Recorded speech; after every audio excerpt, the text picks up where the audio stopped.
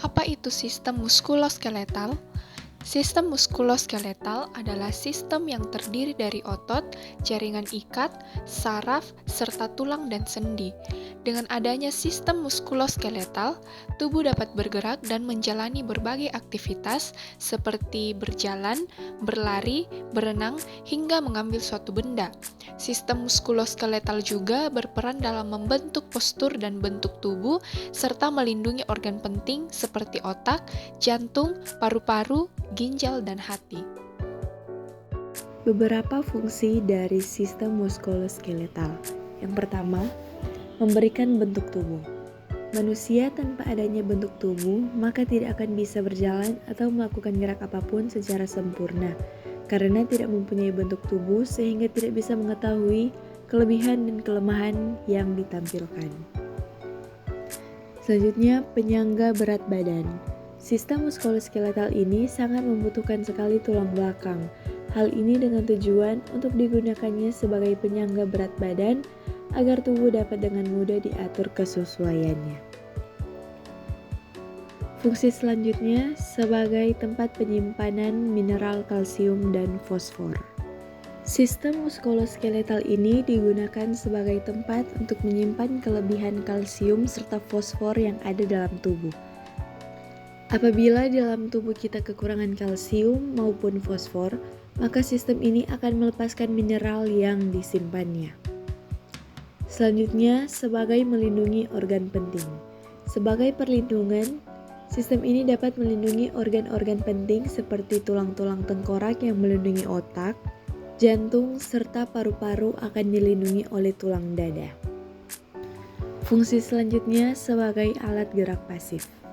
Sebagai alat yang difungsikan sebagai alat gerak pasif, maka sistem muskuloskeletal ini tidak melakukan sesuatu apapun kecuali adanya gerakan dari luar, yang artinya sistem ini digerakkan oleh komponen yang lain. Dalam hal ini, otot difungsikan untuk menggerakkan sistem atau rangka ini. Otot ini juga melekat pada rangka ini. Selain melekat, otot ini digunakan untuk bekerja pada rangka tersebut. Dan untuk fungsi yang terakhir, untuk memproduksi sel darah. Di dalam tubuh kita, lebih tepatnya lagi yaitu pada sumsum tulang, ini digunakan sebagai tempat untuk pembentukan darah. Istilah dari hematopoiesis digunakan sebagai tempat untuk pembentukan darah. Dalam rangka kita pembentukan darah lebih tepatnya berada pada tulang pipi seperti tulang dada ataupun tulang kostai. 3. Data dan fakta masalah muskuloskeletal. Masalah pada sistem muskuloskeletal mencakup berbagai kondisi yang memengaruhi otot, tulang, sendi, dan jaringan lunak di sekitarnya. Berikut adalah beberapa data dan fakta terkait masalah muskuloskeletal. 1. Prevalensi. Kondisi umum sekitar 1 dari 5 orang dewasa mengalami nyeri muskuloskeletal setiap tahun.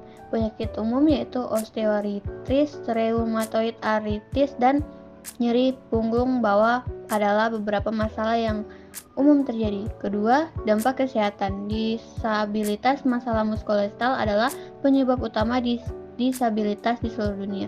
Contohnya, nyeri punggung bawah menjadi salah satu penyebab ketidakmampuan kerja.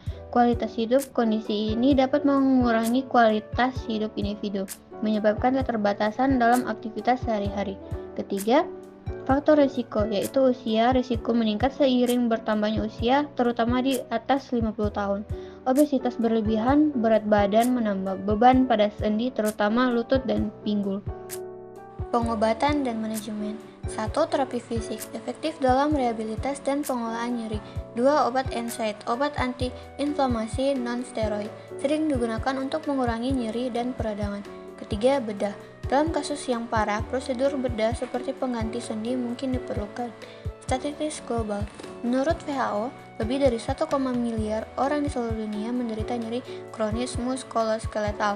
Biaya perawatan kesehatan terkait masalah muskuloskeletal diperkirakan mencapai miliaran dolar setiap tahun. Pencegahannya, yang pertama, olahraga. Aktivitas fisik teratur dapat membantu menjaga kekuatan otot dan fleksibilitas sendi.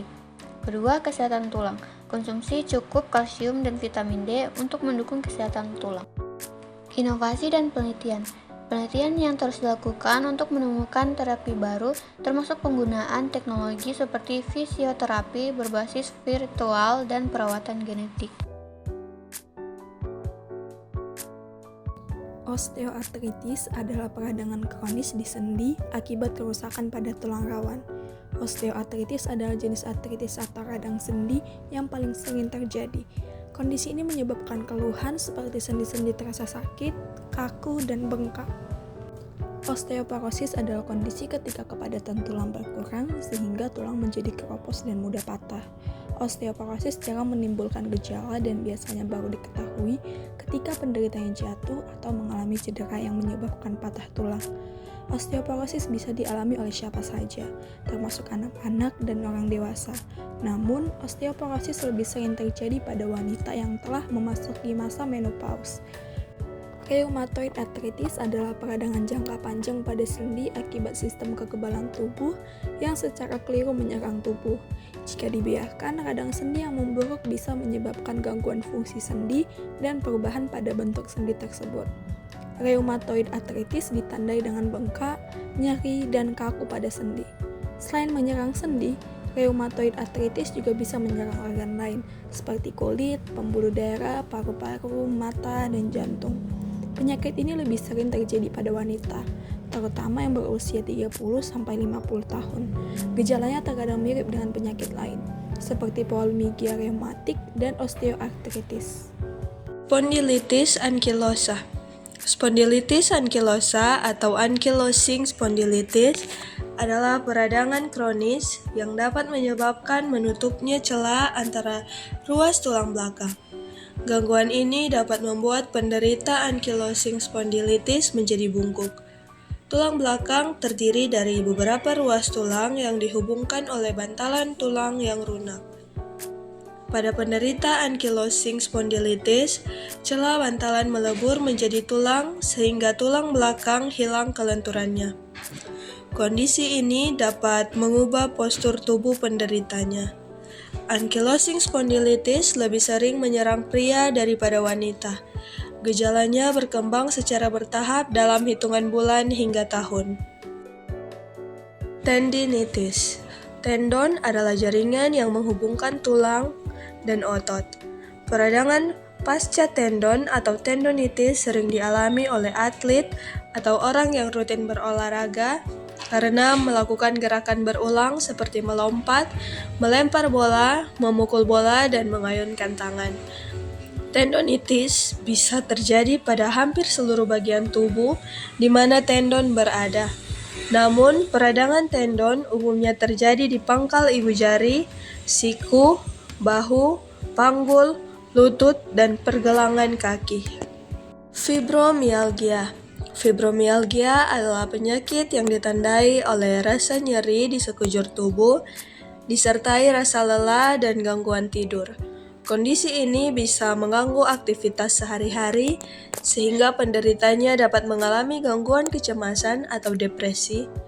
Fibromialgia merupakan penyakit yang berkepanjangan dan bisa dialami oleh siapa saja, termasuk anak-anak. Namun, penyakit ini lebih sering menyerang wanita dan orang-orang yang berusia antara 30-50 tahun. Hernia nucleus pulposus. Hernia nucleus pulposus adalah kondisi ketika bantalan ruas tulang belakang bergeser dan menekan saraf tulang belakang.